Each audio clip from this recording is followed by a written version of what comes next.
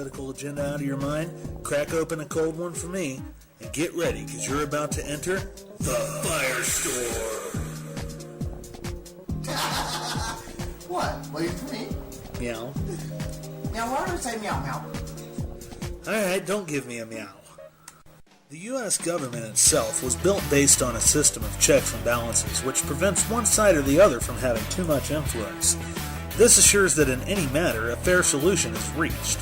Now, we've seen the system work time and time again, but it seems like now with the scales of the government tipping way too far to the left, the foundation of our country and everything it stands for is crumbling.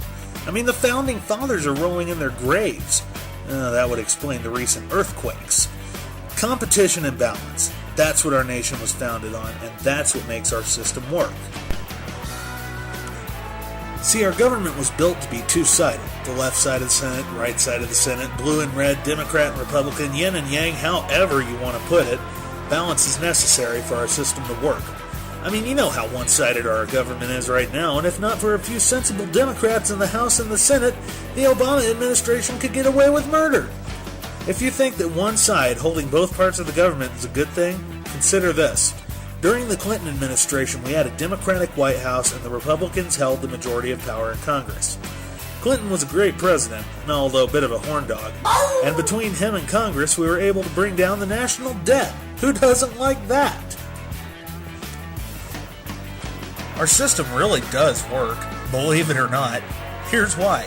Let's say the Democrats write up a bill and bring it to the Senate. The Senate is 60% Democratic, so it goes through with minimal fuss. Next, it goes to the House of Representatives. 60% Democrat, passed. So finally it goes to the White House, where there's a Republican president. He consults his party, and unless the majority is in agreement, he will veto the bill. The bill then goes back to the Senate and the House and gets rewritten, at which point the cycle starts again. Fair, bipartisan, balanced. Everyone's happy. Well, at least the majority. Do you know what happens without that balance of power? Do you want to know what happens without it? Here's an idea. Just go watch C-SPAN. Oh, wait a minute. No, you can't. Why? Because of our wonderful, honest, good-willed president and his true blue cabinet. Can anyone else sense a wee bit of sarcasm in there? Can you say, "Ner"? So how do we maintain this balance of power? Competition. Elections where candidates will compete with each other for Senate seats and other positions of power. Determining the winners and the losers is a duty that falls on the shoulders of the American people. And I say duty because that's what voting is, a duty, not a right. Unfortunately, a lot of people hate the idea of competition. Sissies. Generally, these people will vote for a smaller party if they vote at all. Guess what? Even if that candidate wins, the others still lose. If you don't vote, there will still be a winner and a loser. Wake up and smell the Java. There's going to be a winner and a loser in every situation in life. And if you choose not to decide, guess what? You've still made a choice. That's how the real world works. Have you ever seen those little kids' sport leagues where everyone gets a prize for participation? Or been to a birthday party where everyone gets presents? I have. These events are what some would call fair. They're what I call stupid! Sure, no little kids run off going, Mommy, I lost and those other kids got a prize. And I didn't, and they got these big trophies. Oh, please, Mommy, they're so mean. And they just didn't give me a prize because they all hate me. And then my friends are Elmo lovers. And Obama will save me, I just know it.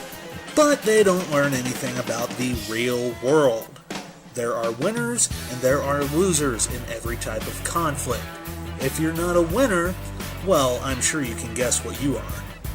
See, our country has become too concerned about being fair to everyone and making everyone truly equal to realize that we're slowly falling out of the winner category and into that other nasty one that I'm not going to talk about. But that's no problem. I mean, as long as everyone has an iPhone, a fuel-efficient car, a nice house, an $826,000 debt to the federal government, an equal pay rate whether you're a burger flipper or a heart surgeon, a microchip implant to identify you in any business. I mean, hell, let's just convert to socialism. Comrade Amerikansky. No, that's not what a capitalist society is about. Our country is based on a free market, competition, power in the private sector, entrepreneurship, and innovation. Our country is based on the people, not the government. Just like I said in the last one, stand up for what you believe in, people. Realize that balancing the scale is the only way to make our country the great and glorious place that it was before. Balance of power is required for our government to be successful. The people define the government. The people built the government. By the people. For the people. It says right there in the Constitution, the founding document of our government. We the people of the United States, in order to form a more perfect union, establish justice, ensure domestic tranquility, provide for the common defense, promote the general welfare, and secure liberty for ourselves and our posteriority, do ordain and establish this Constitution of the United States of America. The people did it, not the government. Competition is the basic principle of capitalism, the founding idea of a free market society. The truth is self-evident that all men are created equal, that they are endowed by their Creator with certain unalienable rights, that among these are life, liberty, and the pursuit of happiness. Pursuit of happiness, not guarantee. We must work toward our happiness. It's a competition, a competitive world out there. Dog eat dog. We must be the winners and not the losers for the sake of our current generations and those who will follow. Let that star-spangled banner wave o'er the land of the free and the home of the brave. This is Nate Fryar, signing off.